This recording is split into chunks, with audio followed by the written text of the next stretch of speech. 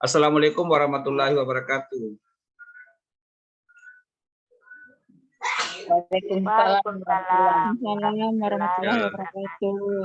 Terima kasih Bapak Ibu yang saya banggakan semua. Malam ini saya mengambil waktu karena kebetulan ada tugas dari calon guru penggerak untuk membagikan atau mensosialisasikan tentang budaya positif yang harus kita lakukan atau laksanakan di sekolah.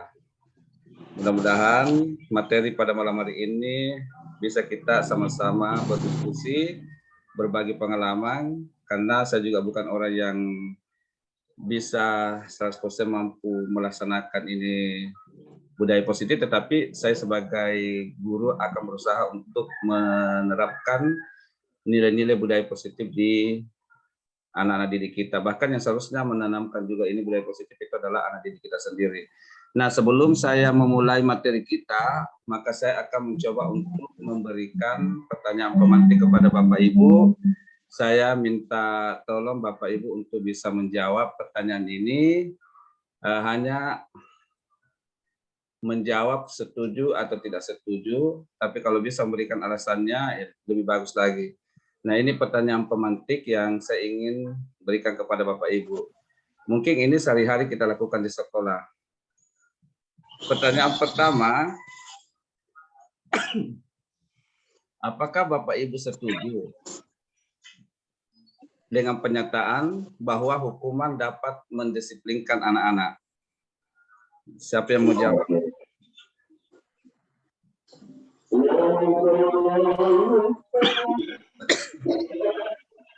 Coba Bapak Ibu yang bisa menjawab, apakah Bapak Ibu setuju dengan pernyataan bahwa hukuman dapat mendisiplinkan anak-anak?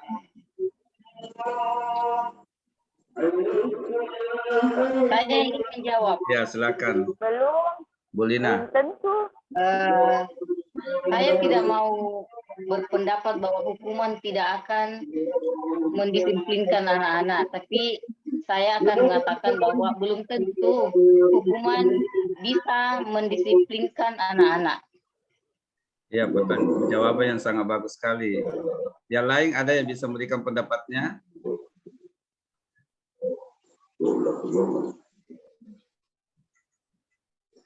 Kalau tidak ada, tergantung jenis hukumannya. Tergantung dari jenis hukuman atau beratnya. Iya. Sekarang saya akan memberikan pertanyaan kedua. Apakah Bapak Ibu setuju dengan pernyataan bahwa pemberian hukuman dengan hal positif seperti membaca atau membersihkan halaman sekolah dapat meningkatkan disiplin anak? Setuju. Ya, setuju. Kemudian pertanyaan ketiga, apakah Anda setuju dengan pernyataan bahwa memberikan penghargaan dapat meningkatkan motivasi belajar anak? Setuju. Setuju. Alasannya? Karena dengan memberikan seperti penghargaan berupa hadiah atau apresiasi hanya berupa ucapan saja, anak itu akan merasa ketagihan untuk melakukan prestasi yang lain lagi agar mendapatkan pujian dan penghargaan kembali. Gitu. Ada yang lain? Atau sama pendapatnya dengan Ibu Lina? Kurang lebih sama. Nah, kalau Ibu Baya bagaimana? Biasanya itu anak-anak kalau dikasih penghargaan, biasanya dia akan merasa bangga dengan dirinya dan akan berusaha untuk berbuat yang lebih baik maksudnya. Bagus, ya. Jawaban yang bagus.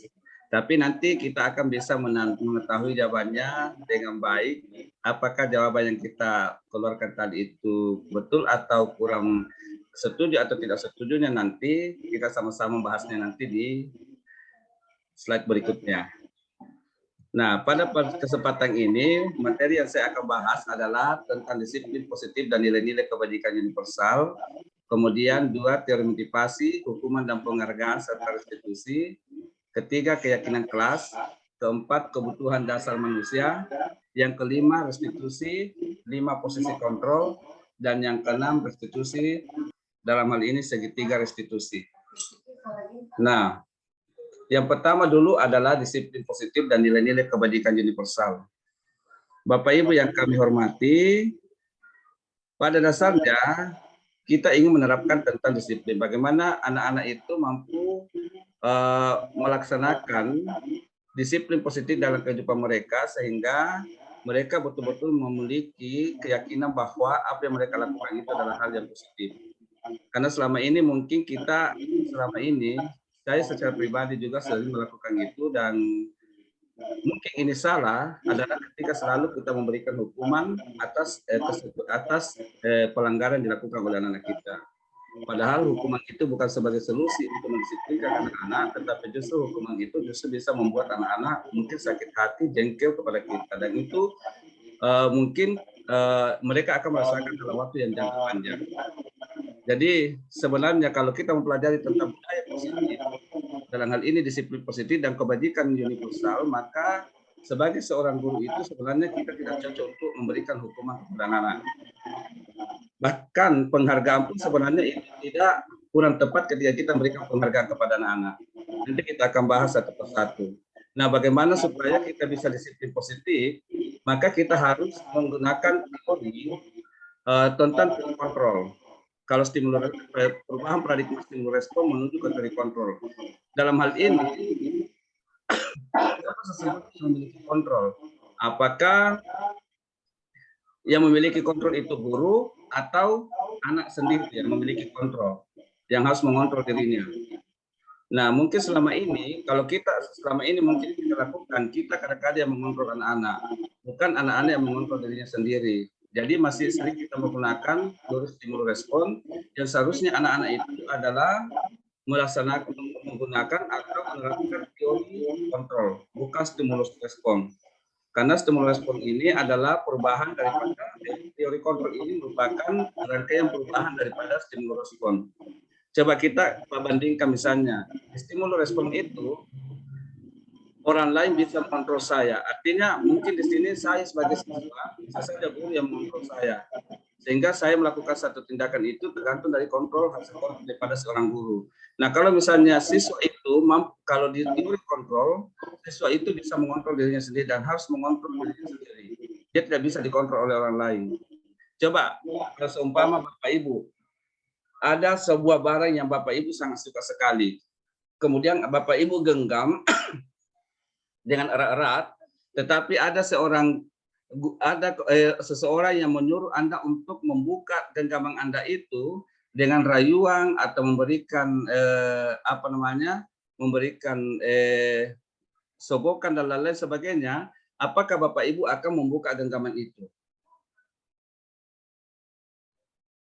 Kalau seumpama ada barang yang Anda suka sekali, Anda genggam di bawah telapak tangan Ibu, dan ada yang merayu Bapak Ibu untuk memberikan apa yang Ibu genggam itu, apakah Ibu akan memberikan apa yang dimiliki itu di dalam genggaman itu kepada orang tersebut atau tidak?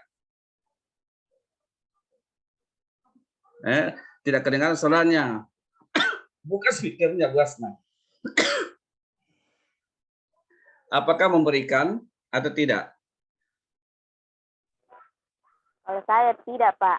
Nah, tidak. Kalau yang lainnya, Bu Baya, kalau misalnya ada yang kita milik barang yang kita sukai, Bu Baya, kita genggam, tiba-tiba ada orang datang merayu atau keluarga Anda atau siapa yang merayu Anda untuk apakah memberikan barang itu atau tidak?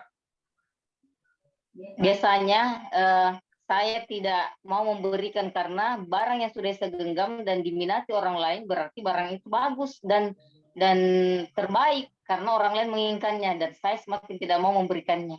Nah, inilah yang disebut dengan teori kontrol, bahwa kita tidak mau dikendalikan oleh orang lain, tetapi kita yang harus mengendalikan diri kita sendiri. Ini salah satu penerapan disiplin positif, bahwa sehebat apapun orang melakukan hal itu kepada kita, tetapi ketika kita sudah menyukai apa yang kita barang tersebut, maka kita tidak akan memberikan kepada orang lain. Ini salah satu contoh dari teori kontrol, bahwa kita yang harus mengendalikan diri kita, bukan orang lain mengendalikan diri kita. Ini. Nah, selama ini kadang-kadang kita yang mengendalikan siswa kita. Nah, coba Bapak Ibu lihat bagaimana disiplin positif menurut Disiplin positif dalam hal ini teori kontrol menurut Dr. William Glasser. Ini ada skemanya. Anda tidak bisa mengontrol orang lain. Hanya Anda yang bisa mengontrol diri Anda sendiri. Ya. Makna disiplinnya belajar kontrol diri dengan menggali potensi kita agar tercapai tujuan mulia, yaitu sesuatu menjadi seseorang yang kita inginkan berdasarkan nilai-nilai yang kita hargai. Ya, jadi ketika kita menghargai sesuatu yang kita miliki, maka pasti kita akan menjaganya dan pasti kita akan tidak akan mau memberikan kepada orang lain. Nah, ini salah satu bagaimana kita belajar tentang makna disiplin dari teori kontrol tersebut. Kemudian yang kedua, bahwa apapun yang dilakukan anak-anak itu, semua perilaku memiliki tujuan. Baik itu perilaku negatif maupun perilaku positif, itu semua memiliki tujuan. Dan anak-anak itu pasti melakukan itu karena ada tujuannya. Itu. Nah, disinilah kemudian muncul yang disebut dengan teori motivasi. Di mana teori motivasi itu yang pertama adalah untuk menghindari hukuman. Nah, kira-kira kalau untuk menghindari hukuman, itu sebenarnya masuk dalam kategori motivasi ekstrinsik. Artinya motivasi yang berasal dari luar. Yang kemudian yang kedua adalah untuk mendapatkan imbalan. Nah, mendapatkan imbalan itu juga merupakan motivasi ekstrinsik atau motivasi dari luar. Jadi tadi yang pertanyaan pemantik yang saya sampaikan di awal itu tentang apakah hukuman itu bisa mendisiplinkan? Ya, sebenarnya bisa, tetapi itu tidak bakalan bisa maksimal karena itu berasal dari luar. Itu motivasi dari luar. Jadi yang kita harapkan itu adalah bagaimana anak-anak mampu membangun motivasi intrinsik atau motivasi yang muncul dari dalam diri kita. Makanya kita mengajak anak-anak diskusi ketika punya masalah, ataupun yang tidak punya masalah kita ajak diskusi supaya kita mampu melahirkan anak-anak yang memiliki motivasi dari dalam dirinya. Karena sehebat apapun orang di sekitar dia memotivasi dia, kalau bukan dia yang memotivasi dirinya tidak akan bisa. Ini. Kemudian ada juga 5 posisi kontrol. Nanti Bapak Ibu akan tahu Anda biasanya selama ini berada di posisi kontrol mana. Apakah Bapak Ibu termasuk penghukum, pembuat anak didik itu merasa bersalah, atau anak didik itu sebagai teman, atau kita sebagai pemantau, atau kita sebagai manajer buat anak didik kita. Nah, ini akan terjawab nanti pada segitiga restitusi, di mana segitiga restitusi itu adalah menstabilkan identitas, validasi kebutuhan, dan menanyakan keyakinan. Sementara ada 5 kebutuhan dasar manusia. Yang pertama, manusia itu ingin bertahan hidup. Yang kedua, manusia itu ingin penguasaan. Yang ketiga, kasih sayang dan rasa diterima. Yang keempat, kesenangan. Dan yang kelima, kebebasan. Coba bayangkan Bapak Ibu, untuk menghindari ketidaknyamanan hukuman, ini teori motivasi untuk menghindari ketidaknyamanan atau hukuman, itu sebenarnya motivasi eksternal. Makanya itu tadi di awal mengatakan bahwa hukuman itu bisa mendisiplinkan sebenarnya hanya sesaat, karena itu berasal dari luar. Kemudian ketika kita memberikan penghargaan kepada anak-anak, itu sebenarnya bukan memotivasi mereka. Karena kenapa? Ketika mereka nanti tidak bisa mendapatkan lagi penghargaan itu, maka atau ketika dia dikalah oleh temannya, anggaplah misalnya ranking 1 di kelas, itu kan penghargaan. Makanya sekarang dimulai dari ke-13 sebenarnya kemarin tidak boleh ada peringkinan, tetapi kita masih tetap menggunakan itu. Saya tidak tahu dari mana dasarnya sehingga kita tetap menggunakannya. Nah, di kurikulum Merdeka ini tidak boleh sama sekali ada peringkinan. Kenapa? Karena akan menimbulkan beberapa masalah di antara anak-anak ketika selalu diberikan peringkinan. Sementara anak-anak masing-masing punya potensi. Ada anak yang hebat di bahasa Jerman, ada anak di matematika, ada anak yang hebat di fisika, dan lain-lain sebagainya. Nah, ketika kita memberikan penghargaan, dan ketika anak-anak mengalami down, tidak menerima penghargaan itu, maka bisa saja anak tersebut bisa down. Sehingga itu akan menimbulkan itu, makanya imbalan atau penghargaan itu adalah motivasi eksternal atau motivasi dari luar. Nah, bagaimana motivasi internal? Motivasi internal itu bagaimana kita menghargai diri sendiri. Jadi kita tanamkan kepada diri anak-anak bahwa apapun yang mereka lakukan itu adalah untuk menghargai diri mereka sendiri. Seperti itu. Nah, sampai di sini ada pertanyaan?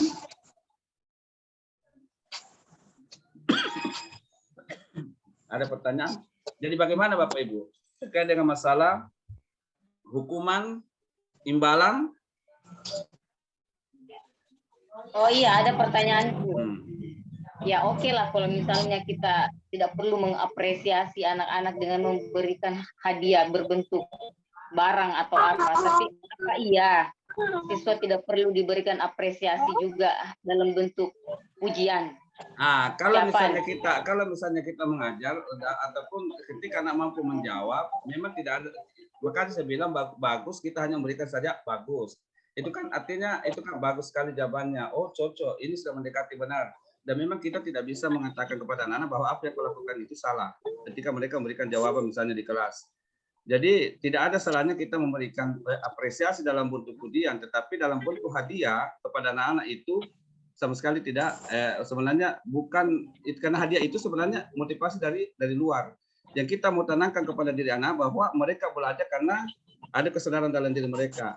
Tetapi kalau mereka belajar hanya karena ingin mendapatkan hadiah atau ingin mendapatkan gini, berarti itu bukan motivasi dari dalam diri mereka, tetapi ada motivasi dari luar yang membuat dia mau belajar. Bukan karena muncul dari dalam diri mereka bahwa saya mau belajar karena saya menginginkan sesuatu.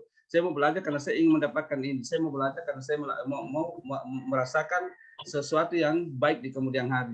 Ini yang kita mau tanamkan di dalam diri anak-anak. Tapi kalau misalnya kita berikan imbalan, nanti dia motivasi kalau ada hadiah. Tapi kalau tidak ada hadiah, tidak ada motivasinya.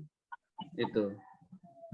Makanya dibilang tadi bahwa yang kita mau bangun adalah motivasi intrinsik atau motivasi dari dalam diri anak-anak, bukan motivasi dari luar. Artinya motivasi yang misalnya motivasi dari luar itu contoh tadi yang saya katakan bahwa ketika kita berikan hadiah, berarti motivasinya itu kan hadiah, berarti bukan dari dalam diri mereka, tetapi karena hadiah itu yang mereka inginkan. Itu. Jadi menurut Pak Salman yang terpenting itu bukan eksternal, bukan motivasi eksternal, tapi motivasi internal, motivasi yang datang dari dalam diri anak itu sendiri, bahwa ingin berprestasi karena memang dorongan dalam dirinya ingin berprestasi. Iya, bagus sekali. Bukan karena iming-iming ingin mendapatkan pujian atau hadiah begitu ya.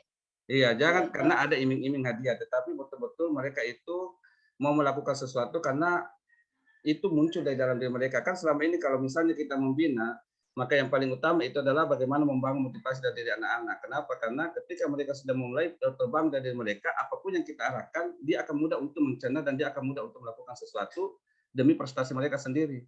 Tapi kalau kita iming-imingkan hadiah terus kepada anak-anak, justru takutnya nanti anak-anak nanti mau melakukan sesuatu kan ada hadiah, tapi ketika sudah tidak ada lagi hadiah atau penghargaan, maka dia tidak akan melakukan sesuatu itu dengan baik karena bukan motivasi dari dalam diri mereka. Tapi tunggu dulu Pak, sepertinya ini sangat sulit saya terapkan menurutku karena saya mau ambil patokan diriku, ya.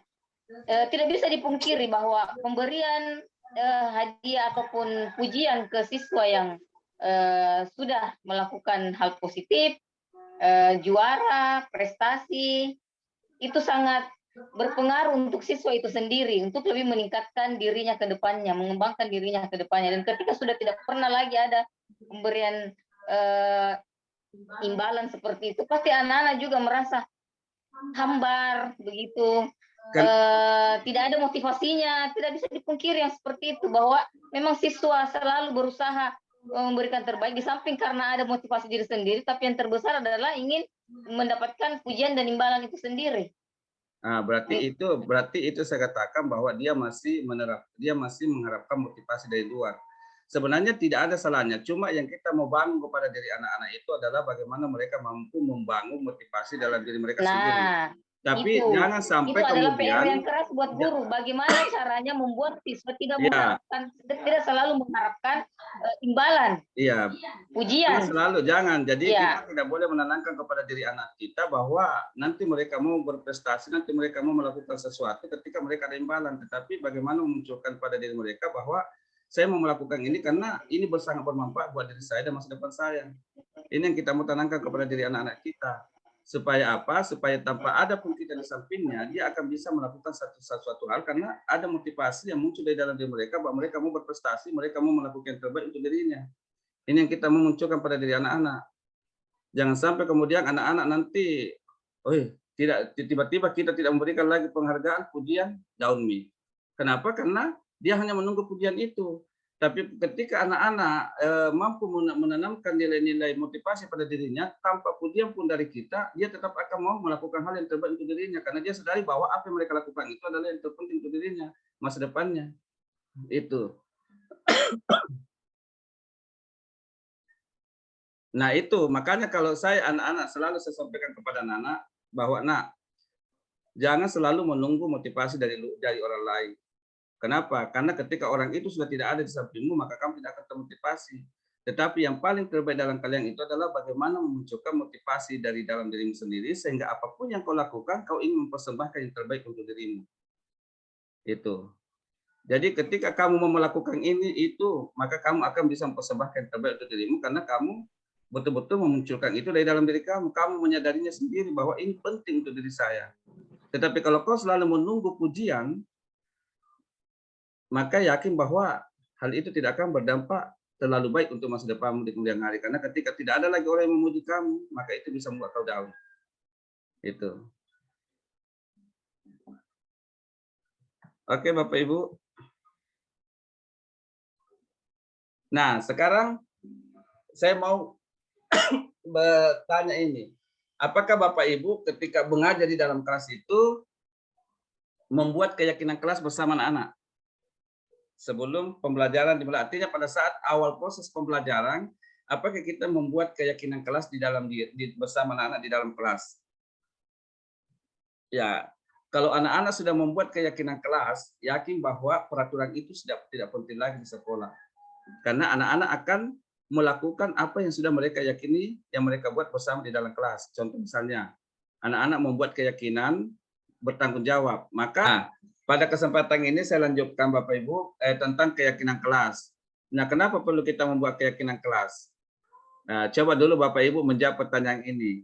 Mengapa tidak peraturan saja? Mengapa harus keyakinan kelas? Nah, seharusnya memang kalau keyakinan kelas ini sudah kita bisa terapkan di dalam kelas, maka tidak perlu lagi ada peraturan di sekolah sebenarnya.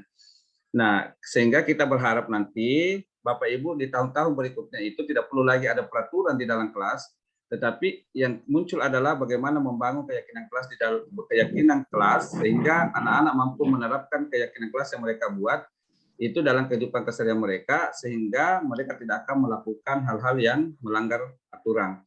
Nah, coba kita jawab dulu ini pertanyaan. Mengapa kita memiliki peraturan harus menggunakan helm bila mengendarai kendaraan roda 2? Untuk memberikan keamanan kepada pengendara motor ketika ya tidak diminta-minta nanti siapa tahu jatuh, kepalanya bisa aman kalau pakai helm. Nah, jawaban yang tepat sekali. Ya, bukan karena peraturan takut ditilang kan? Tetapi kita melakukan itu karena ada kesadaran pada diri kita, ada motivasi dalam diri kita, dan ada keyakinan yang kita tanamkan bahwa itu adalah bagian daripada tanggung jawab untuk menjaga keselamatan dan kesehatan kita di jalan. Inilah yang dimaksud dengan keyakinan. Jadi tidak perlu ketika kita sudah pahami bahwa ini keyakinan ini sudah muncul di dalam diri kita, maka peraturan itu tidak perlu. Karena kalau peraturan itu berarti kita hanya takut untuk melakukan sesuatu karena adanya peraturan. Ketika kita takut dengan peraturan, maka kita takut dengan pelanggaran. Misalnya ditilang. Jadi ketika kita memunculkan keyakinan di dalam diri kita, maka yakin bahwa peraturan itu bukan menjadi sebuah persoalan buat kita. Karena tanpa peraturan pun kita akan menggunakan helm karena kita menjaga keselamatan, kita menjaga kesehatan, kita menjaga debu masuk di hidung kita atau di mata kita dan lain-lain sebagainya. Nah, ini yang perlu kita tanamkan di dalam diri anak kita bahwa keyakinan itu penting kita tanamkan di dalam diri kita, keyakinan kelas sehingga peraturan-peraturan yang dibuat di sekolah itu mereka tidak perlu lagi pikirkan karena sudah muncul nih di dalam diri mereka. Sama, mengapa kita memiliki peraturan 3M? Pada saat 3M menggunakan masker, mencuci tangan, dan menjaga jarak.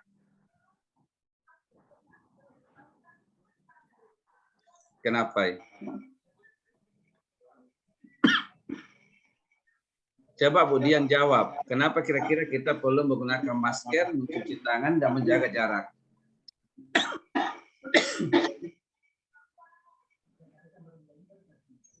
Siapa tahu Ibu Sereda mau jawab?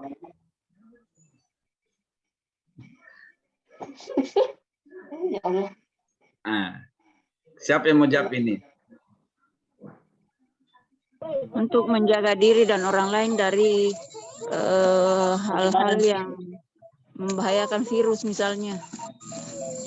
Berarti kita mau menjaga kesehatan, kita mau Menjaga kesehatan diri sendiri dan orang lain. untuk diri sendiri. Berarti kita memunculkan motivasi dalam diri kita dan kita memunculkan keyakinan di dalam diri kita bahwa menggunakan masker itu bisa menjaga kesehatan kita, mungkin dari debu, dari apa dan lain sebagainya. Mungkin ketika kita berhadapan dengan orang ada yang batuk-batuk kayak saya misalnya, itu kan berarti penyakit itu tidak perlu menular ke orang lain. Nah ini karena ada keyakinan dalam diri kita, bukan karena kita takut misalnya pemerintah karena disuruh pakai masker harus begini-begini karena kita takut dengan aturan yang dibuat oleh pemerintah, tetapi karena ada keyakinan bahwa dengan menggunakan masker kita bisa menjaga diri. Itu sama. Coba Bu Sereda, mengapa kita memiliki peraturan harus datang tepat waktu pada saat mengikuti pelatihan? Bu Sereda kan sekarang ini mengikuti pelatihan, selalu disuruh datang tepat waktu. Kenapa kira-kira? Siapa? Ibu Helda, sorry, Ibu Helda. Ya karena ini Pak, supaya tidak ketinggalan materi yang sebelumnya. Apa lagi? Ya itu sih. Iya. Bukan karena ada aturan yang membuat harus datang tepat waktu, tetapi karena takut ketinggalan materi karena dianggap bahwa materi itu sangat penting dalam kegiatan pelatihan tersebut. Nah, inilah yang disebut dengan keyakinan. Nah, keyakinan itu muncul karena adanya motivasi dari dalam diri anak-anak, dari dalam diri kita. Nah, ini motivasi internal ya, bagian dari itu. Nah, ini yang kita mau munculkan pada diri anak kita bahwa mereka harus memiliki motivasi dari dalam diri. Mereka harus menyepakati keyakinan-keyakinan yang mereka buat sendiri di dalam kelas, misalnya tanggung jawab, disiplin, kemudian jujur. Nah, keyakinan kelas itu biasanya kalau kita itulah yang disebut dengan kebajikan universal. Kalau kebajikan universal itu dalam kurikulum Merdeka Belajar itu yang disebut dengan profil pelajar Pancasila.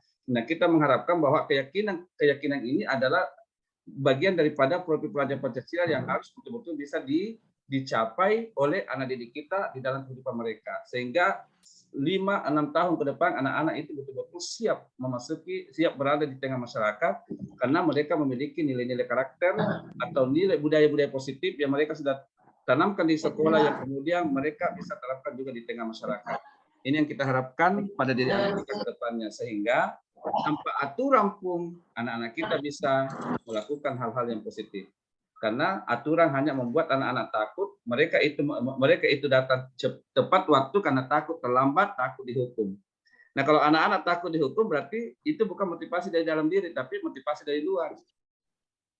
Itu Ibu Ayu. Karena peraturan. Karena aturan toh? Iya. Coba, biasanya kalau aturan itu kan banyak anak bukan karena mereka menyadari bahwa datang tepat waktu di sekolah itu adalah sebuah peraturan, karena itu membentuk perilaku positif pada diri mereka, tetapi mereka datang tepat karena takut dihukum. Nah, inilah salah satu konsekuensi dari peraturan. Ya, inilah satu sanksi dari peraturan bahwa mereka datang tepat waktu karena takut dihukum, bukan karena kesadaran dari diri mereka, bukan karena motivasi dalam diri mereka, dan bukan karena keyakinan yang tumbuh di dalam diri mereka. Seperti itu.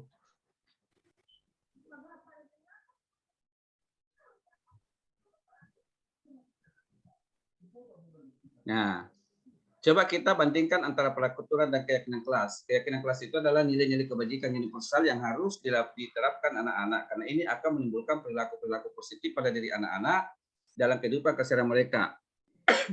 Coba, kalau peraturan, selalu kembalikan buku ke tempatnya. Kalau peraturan itu biasanya ada sanksi kalau tidak dilakukan, biasanya ada konsekuensi. Tetapi keyakinan kelas, tanpa anak-anak itu dilakukan ketika mereka sudah tahu bahwa itu adalah tanggung jawab mereka, maka mereka akan melakukannya. Itu dilarang mengganggu orang lain. Kadang-kadang anak-anak mengganggu orang lain. Kenapa? Ya, karena mereka bukan menjadi sebuah keyakinan di dalam diri mereka, bukan karena motivasi dari diri mereka. Tapi seandainya mereka paham bahwa menghormati orang lain itu adalah hal yang sangat penting dalam kehidupan bermasyarakat, pasti mereka tidak akan mengganggu orang lain. Maka menghormati orang lain ini adalah satu bentuk keyakinan kelas yang harus dibuat di dalam kelas, yang kemudian itu bisa membuat anak-anak nyaman karena mereka bisa saling menghormati, saling menghargai di dalam kelas. Sehingga mereka tidak, antara satu anak dengan anak yang lain bisa saling menghargai. Tidak ada juga bullying di dalam kelas, tidak ada perundungan. Kenapa? Karena mereka bisa saling menghormati. Karena mereka sudah tanamkan di dalam diri mereka tentang keyakinan-keyakinan itu. Sama kan kalau misalnya kita yakin kepada Allah, ya apapun yang kita lakukan, ya kita pasti akan salat. Karena kita sudah yakin bahwa salat itu adalah sebuah kebutuhan yang harus kita penuhi dalam kehidupan kita. Itu. Ini contohnya, Bu. Kalau peraturan itu dilarang, atau perintah. Tapi kalau keyakinan kelas itu adalah nilai-nilai kebajikan yang harus ditanamkan di dalam diri anak-anak. Nah, makanya kalau misalnya kita masuk di dalam kelas, kita bikin keyakinan kelas dengan anak-anak. Sehingga ketika mereka melakukan satu pelanggaran, kita kembali mengingatkan tentang keyakinan kelas itu. Bukan dengan menghukum anak-anak, bukan dengan memberikan hukuman kepada anak-anak, tetapi kita mengingatkan kembali keyakinan kelas yang kita sudah buat bersama. Karena itu menjadi sebuah komitmen di dalam kelas tersebut. Ini. Coba Bapak Ibu.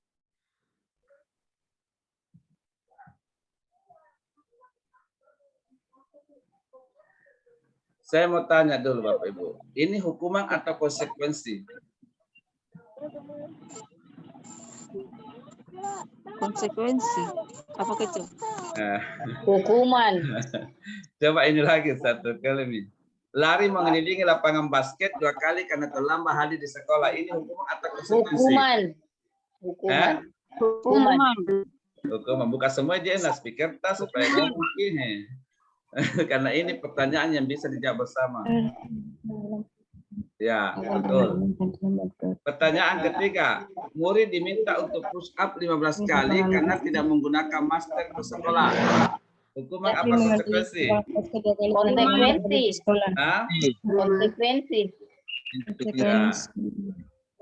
Konsekuensi karena Hukuman. tidak menggunakan masker. Dia adalah hukuman. Lari. Karena push up itu kan bentuk hukuman. Push up.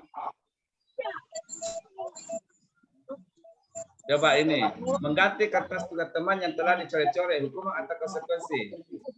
Konsekuensi.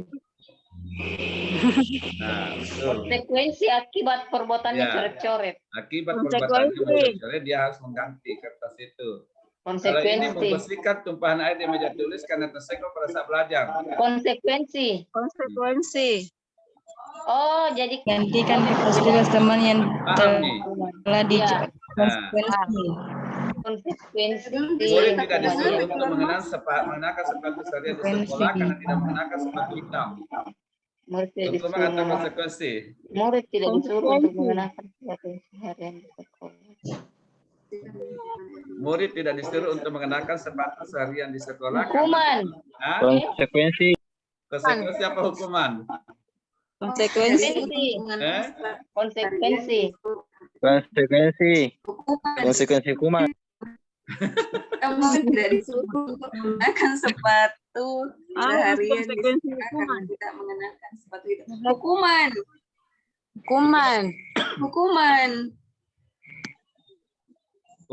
Konsekuensi. Ya, kenapa hukuman? Karena ini 1 harian, lama sekali. Iya, disesai anak tidak pakai sepatu. Disesai, itu hukuman.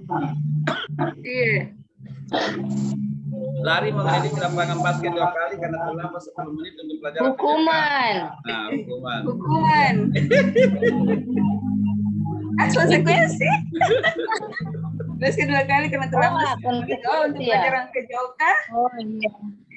2 kali Ji, tidak lama itu, tidak membuat Ji. Itu sebenarnya hukuman membuat anak-anak itu merasa malu, sakit hati, jengkel dalam hal yang lama. Ya, tetapi kalau konsekuensi dia itu ada tanggung jawab di situ. Ya, hanya sebentar sekali Ji itu merasa ada tanggung jawab. Dia merasa bertanggung jawab, dia merasa ya itu apa kalau yang sudah dia lakukan sebelumnya. Iya, jadi perbedaan konsekuensi dan hukuman itu.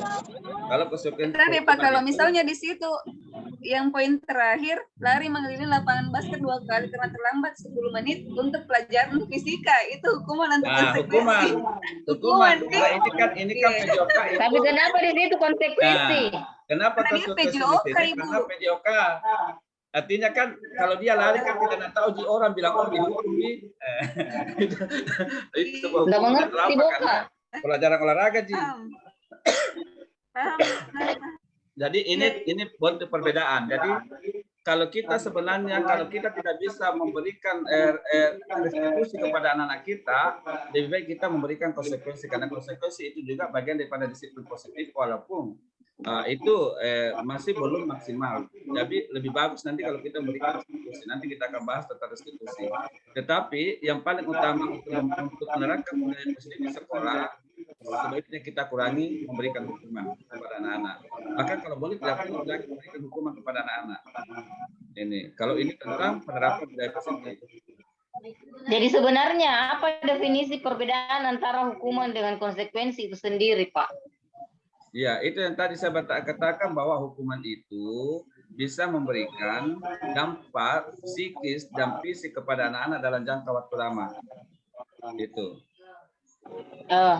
Oke, so konsekuensi itu apa? dia hanya mungkin merasakan dalam waktu sesaat dan tidak terlalu lama kalau konsekuensi.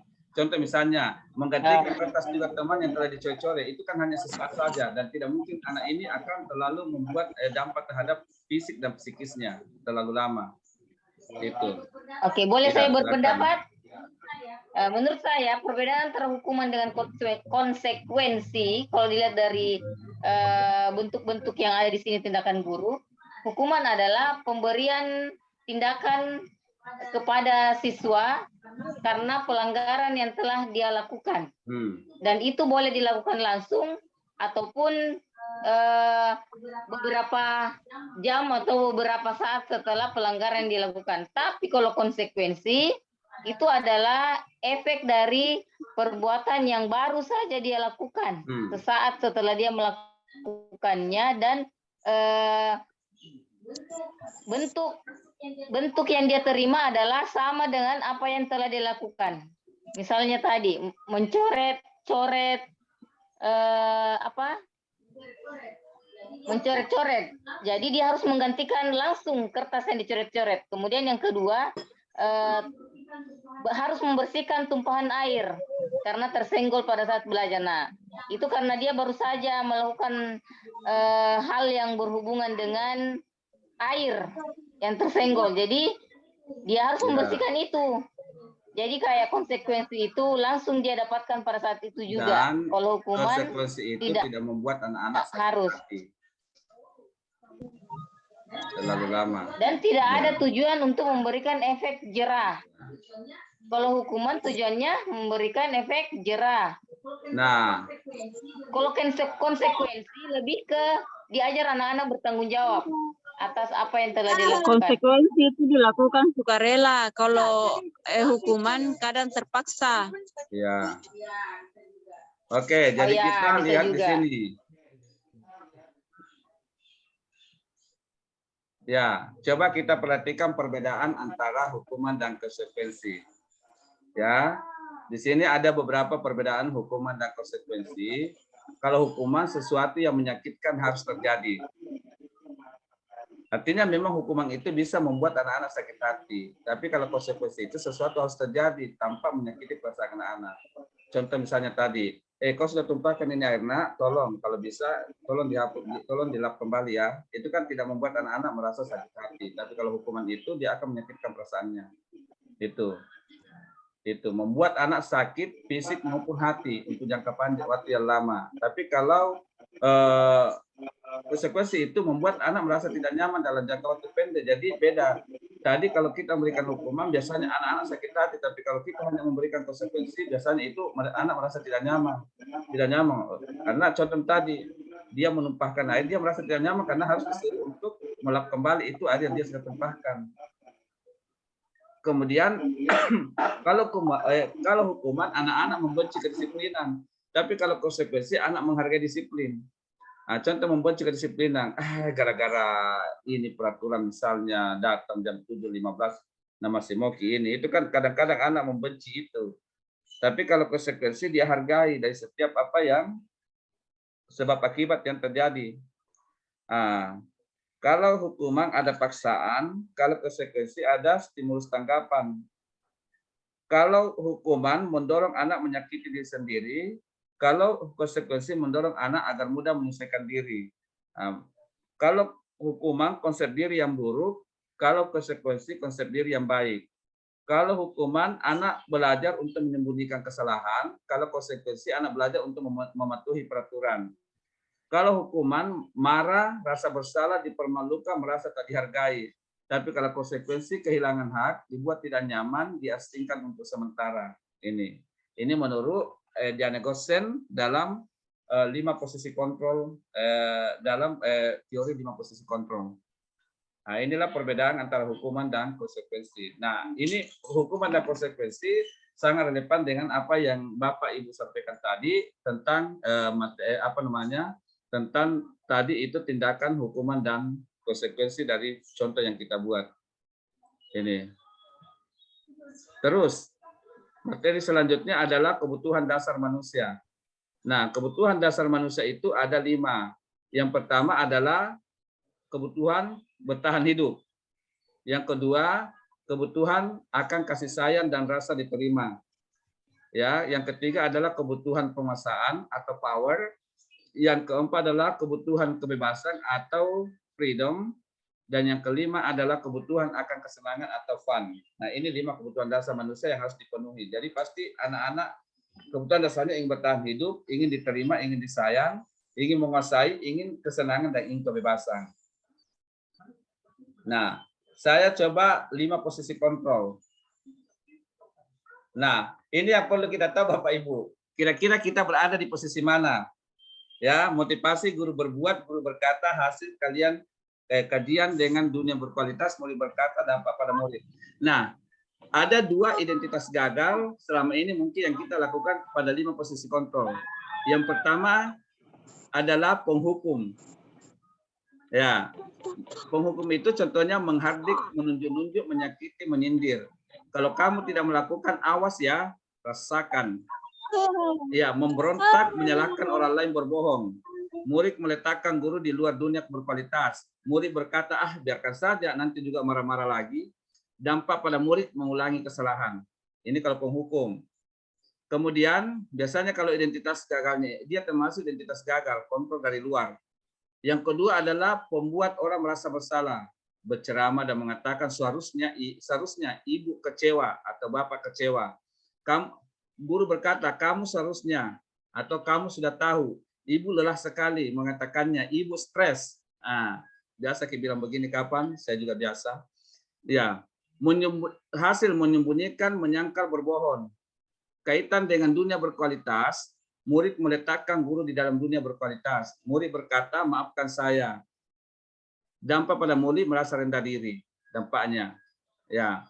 Tapi identitas berhasil, sukses, tetapi ini belum maksimal. Yang pertama, guru itu sebagai teman, ya, membuatkan alasan-alasan untuk muridnya. Ayolah, lakukan demi ibu. Masa kamu tidak mau? Ingat, tidak, ibu pernah bantu. Kemudian ketergantungan. Murid meletakkan guru sebagai orang yang sangat penting di dunia berkualitas. Jadi ini kalau teman berarti dia terlalu menganggap gurunya dan berharap terus sama gurunya nanti ini siswa. Saya pikir Bapak Ibu teman saya ternyata begitu. Dampak pada murid lemah, tidak mandiri, tergantung. Jadi dia selalu bergantung kepada kita kalau kita berposisi sebagai teman untuk murid-murid kita. Nah, posisi kontrol yang keempat, identitas berhasil, sukses, ini sebenarnya bagus tapi kurang maksimal, teman dengan pemantau. Yaitu menghitung dan mengukur. Guru berbuat, menghitung dan mengukur. Guru berkata apa peraturannya. Hasilnya menyesuaikan diri bila diawasi. Kaitan dengan dunia berkualitas, murid meletakkan guru, peraturan dan hukum di dunia berkualitas. Murid berkata, berapa banyak binatang yang saya harus peroleh? Berapa halaman yang harus saya tulis? Dampak pada murid, menitiberkan pada sanksi atau hadiah untuk dirinya. Nah, ini identitas berhasil yang perlu kita miliki adalah kita harus berposisi sebagai seorang manajer untuk anak-anak kita. Dengan mengajukan pertanyaan. Jadi pertanyaan-pertanyaan, jadi di sini akan ada bentuk dialog atau diskusi antara guru dengan anak yang kemudian nanti akan muncul keyakinan di dalam diri anak-anak, sehingga anak-anak nanti akan menyadari bahwa apa yang mereka lakukan itu salah. Dan dengan kesadaran diri, dia tidak akan melakukan lagi hal itu karena dia anggap itu adalah hal yang sangat tidak baik untuk dilakukan. Jadi dia sudah sadar itu. Jadi karena adanya dialog atau diskusi yang dilakukan antara guru dengan teman, antara guru dengan siswa, ya sehingga anak menyadari bahwa apa yang mereka lakukan itu salah, dan kita akan kembali mengingatkan keyakinan-keyakinan yang pernah dibuat di dalam kelas, sehingga ketika anak melakukan salah, kita bisa bertanya, keyakinan apa yang kamu langgar? Atau keyakinan apa yang pernah kita sepakati bersama di kelas? Ini. Baiklah Bapak Ibu, saya akan batu-batu. Nah, coba ini pernyataan-pernyataan. Ya. Saya kecewa sekali dengan kamu. Siapa ini? Penghukum, pembuat merasa bersalah, teman, pemantau, atau manajer? Saya kecewa sekali dengan kamu. Teman. Ya, teman. Teman. Pembuat orang merasa bersalah. Ya kan kau bilang, saya kecewa sekali dengan kamu. Jadi ketika kita mengatakan saya kecewa sekali sama kamu, pasti anak itu merasa bersalah. Kenapa kalau ibu ini kecewa di orang aku? Oh iya, oke. Oke. Kamu tidak pernah benar melakukannya. Ini penghukum, teman, pembuat orang merasa bersalah, pemantau atau manajer? Membuat orang bersalah. Apa tadi? Membuat merasa bersalah. Sama dengan di atas. Iya, membuat selalu merasa Penghukum. bersalah. Kamu itu tidak pernah benar melakukannya. Kita menghukum anak, kami tidak pernah benar melakukannya. Itu. Coba. Kenapa Kabir begitu tidak mau tahu? Iya, penghukum tuh. Aduh. Padahal kita sedang menghukum diri kita. Ayolah, lakukan demi ibu atau bapak. Teman. Iya, teman. Oh iya. Tipe-tipe guru ya. Siapa tipe guru begini, Bu? Bu Helda kapan? Kita termasuk apakah kita? Itu intinya toh mau jadi pembuat orang merasa bersalah. Teman. Saya mau jadi teman, seorang teman untuk siswa. Tapi bagaimana saya masih suka mengeluarkan kata-kata ini? Aduh. Apakah teman kamu dan mendapatkan stiker bintang hari ini? Teman, penghukum, pemantau atau manajer? Teman-teman. Manajerial. Pemantau. Pemantau. Bagaimana kamu bisa menyelesaikan masalah ini? Manajer. Nah, Manajer. Ya, manajer.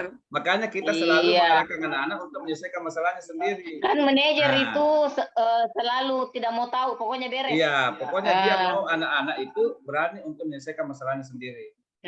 Nah, kita harus berposisi di situ. Kamu selalu yang paling terakhir. Mantau kapang. Membuat orang merasa bersalah. Iya. Saya kecewa. Kamu selalu. Membuat orang. Oh, penghukum. Cocok Kak. Termasuk siapakah kita? Kamu berada di posisi mana? Kalau saya kadang teman. Kalau saya semua saya pernah alami. Pernah semua alami di? Iya. Biasa. Tapi sebaiknya Bapak Ibu sekarang kita belajar bagaimana kita bisa menjadi manajer buat anak.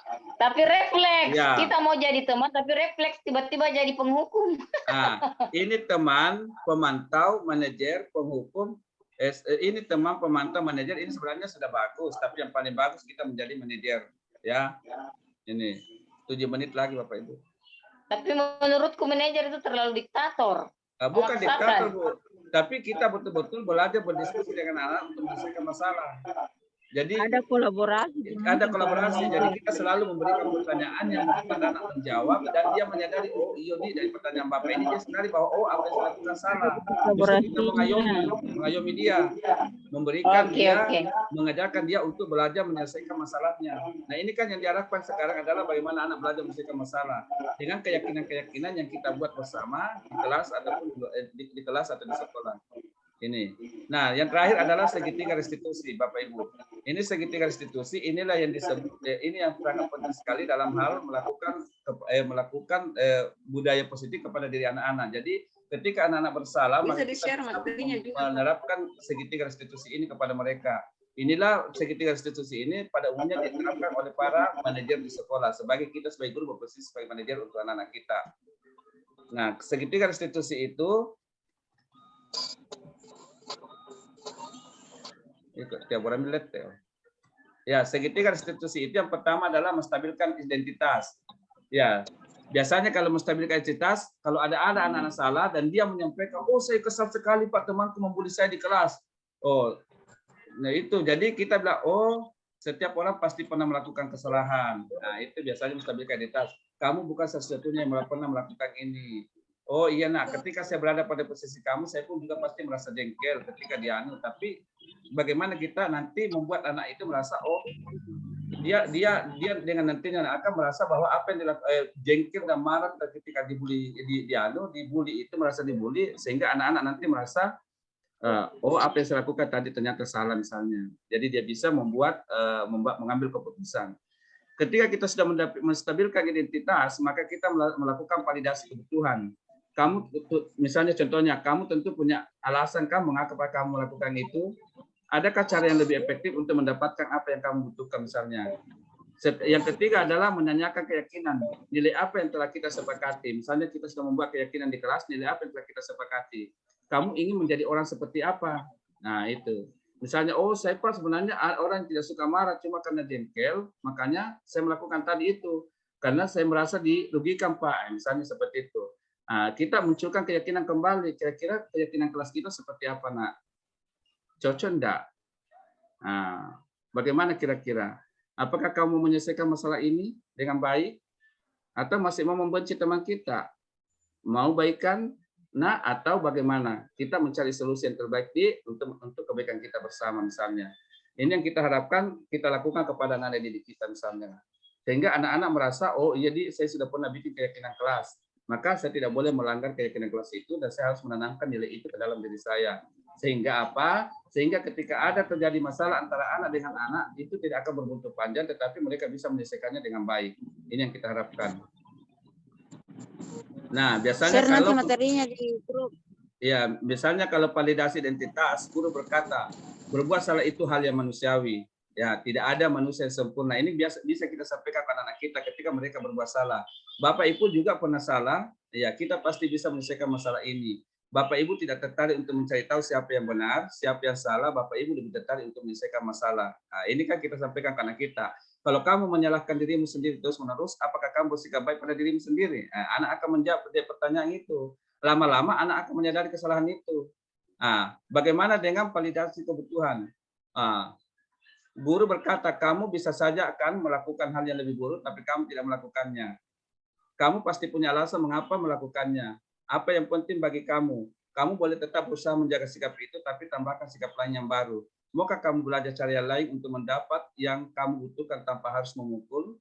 Apakah kamu bisa melakukan dengan baik, lebih baik lagi besok, lebih baik besok lagi, dengan lebih baik besok lagi? Ya, ini pertanyaan-pertanyaan seperti ini untuk memvalidasi sehingga anak-anak semakin merasa oh iya nah itu. Jadi anak-anak akan dengan sendirinya menyadari bahwa apa yang mereka lakukan itu adalah melanggar keyakinan kelas yang mereka bikin.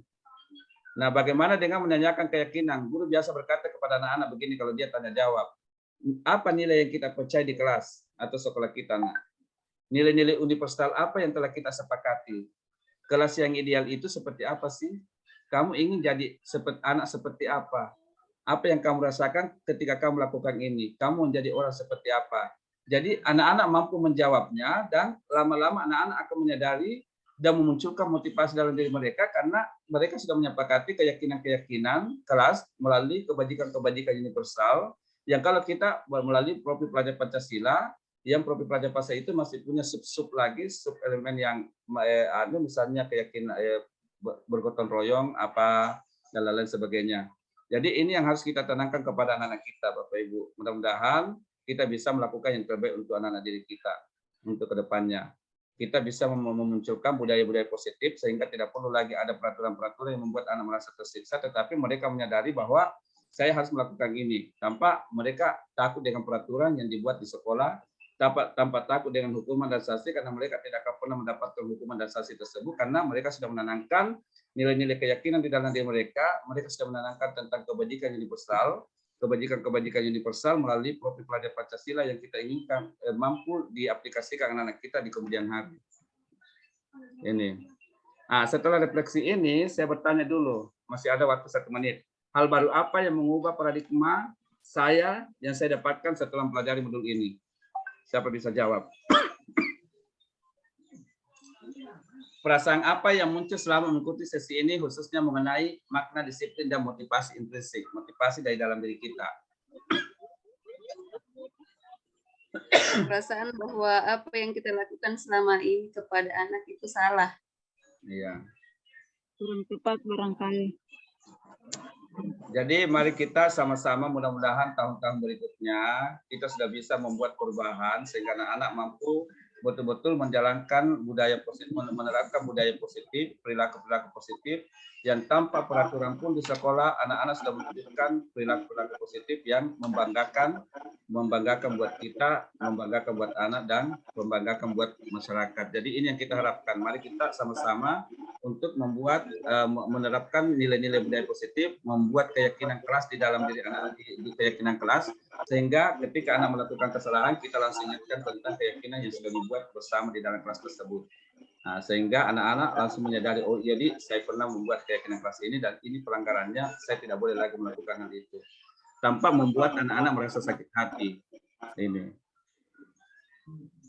Ya saya kira cukup karena habis.